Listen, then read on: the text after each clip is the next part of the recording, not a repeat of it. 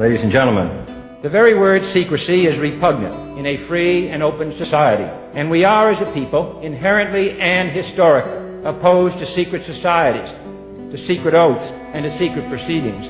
And there is very grave danger that an announced need for increased security will be seized upon by those anxious to expand its meaning to the very limits of official censorship and concealment. That I do not intend to permit to the extent that it's in my control. And no official of my administration, whether his rank is high or low, civilian or military, should interpret my words here tonight as an excuse to censor the news, to stifle dissent, to cover up our mistakes, or to withhold from the press and the public the facts they deserve to know. For we are opposed around the world by a monolithic and ruthless conspiracy that relies primarily on covert means for expanding its sphere of influence, on infiltration instead of invasion, on subversion instead of elections, on intimidation instead of free choice, on guerrillas by night instead of armies by day. It is a system which has conscripted vast human and material resources into the building of a tightly knit, highly efficient machine that combines military,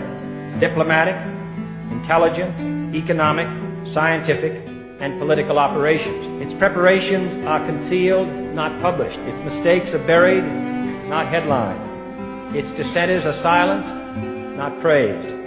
I am not asking your newspapers to support an administration, but I am asking your help in the tremendous task of informing and alerting the American people. For I have complete confidence in the response and dedication of our citizens whenever they are fully informed. I not only could not stifle controversy among your readers, I welcome it. This administration intends to be candid about its errors, for as a wise man once said, an error doesn't become a mistake until you refuse to correct it. We intend to accept full responsibility for our errors, and we expect you to point them out when we miss them. Without debate, without criticism, no administration and no country can succeed, and no republic can survive. That is why the Athenian lawmaker Solon decreed it a crime for any citizen to shrink from controversy. And that is why our press was protected by the First Amendment, the only business in America specifically protected by the Constitution, not primarily to amuse and entertain, not to emphasize the trivial and the sentimental, not to simply give the public what it wants,